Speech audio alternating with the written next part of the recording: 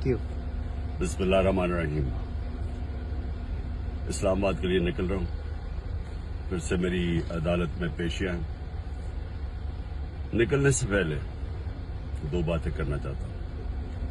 सबसे पहले ISPR ने बयान दिया है कि इदारे की तौहीन कर दी, फौज की तौहीन कर दी, कि एक ऑफिसर का नाम ले दिया, इंटेलिजेंस ऑफिसर का, जिसने 2 दफा मुझे कत्ल करने की कोशिश की।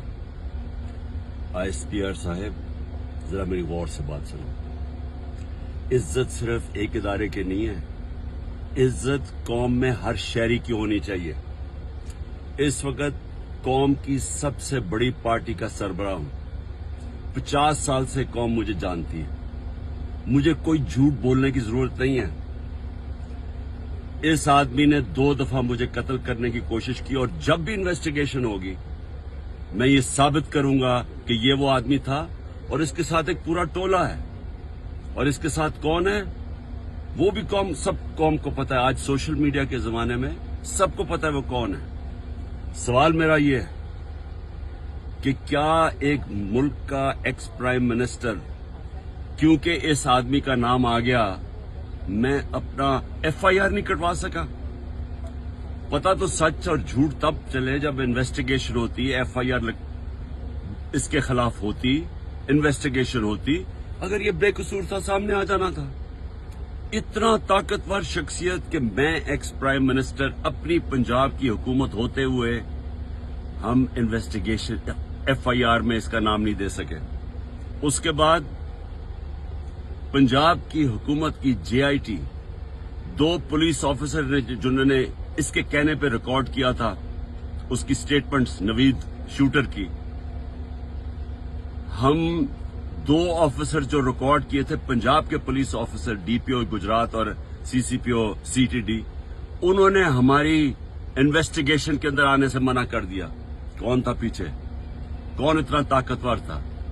उसके बाद जब इन्वेस्टिगेशन में यह साबित हो गया कि 3 शूटर थे, जब JIT में साबित हो गया कि तीन शूटर जिन्होंने गोलियां चलाई, बनिस्बत जो इनका प्रोपेगेंडा था कि सिर्फ एक दिनी इंतहा पसंद था, JIT को सैबोटाज किया गया। 4 CTD के लोगों ने अपनी स्टेटमेंट चेंज की। प्रोसिक्यूटर जनरल ने इन्वेस्टिगेट किया, उसने कहा उनके खिलाफ कार्रवाई होनी चाहिए 4, क्योंकि उन्होंने सैबोटाज करने की कोशिश की। कौन था उनके पीछे? कौन इतना ताकतवर था? और उसके बाद जुडिशियल कॉम्प्लेक्स, मैं साबित करूंगा कि ISI ने सारी एक रात पहले उसको टेक ओवर किया। साबित करूंगा कि CTD के कपड़ों के अंदर और वुकला के कपड़ों के अंदर ISI थी वहां।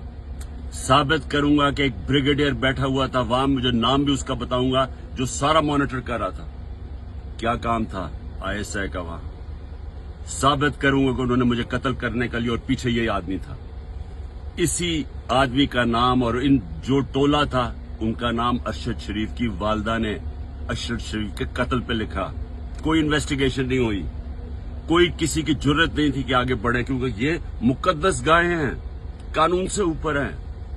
ISPR साहेब, जब एक इदारा अपनी काली भेड़ों के खिलाफ एक्शन लेता है, वो अपनी क्रेडिबिलिटी बेहतर करता है। एक जो इदारा करप्ट लोगों को, 2 नंबर लोगों को पकड़ता है, वो इदारा मजबूत होता है। अगर शौकत खाने में कोई डॉक्टर गलत काम करे या कोई भी करे, हम एक्शन लेते हैं, हमारी इदारे की क्रेडिबिलिटी बढ़ती है। ये क्या आपने बनाया हुआ है कि जो नाम ले तो जनाब फौज को बुरा भला? मेरी फौज है, मेरा पाकिस्तान है, आपका नहीं है। सिर्फ हमारी फौज है, हमें उससे शायद आपसे ज्यादा ख्याल हो। ये जो हरकतें करना कि जी जो तनकीद करे उसको आप मुंह बंद कर दें, ये आप नुकसान पहुंचा रहे हैं इदारे को। और मैं ये भी आज कह दूं, ये जो आज मैं जा रहा हूं, वहां कोई पुलिस और रेंजर्स और FC इतनी बड़ी फौज लाने की, मुल्क के पैसे जाया करने की कोई जरूरत नहीं है। अगर किसी के पास वारंट है, सीधा मेरे पास वारंट लेके आए, मेरे वकील होंगे, लीगल होंगे, मैं खुद ही जाके जेल में तैयार हूं जाने के लिए। कोई ये सारा इस्लामाबाद में इतना खर्चा करना कि जी कोई पता नहीं कौन सा इस मुल्क का कोई बड़ा कोई मुजरिम आ रहा है, मेहरबानी करें, हमें कोई इस तरह का ड्रामा ना करें, सीधी तरह वारंट दें।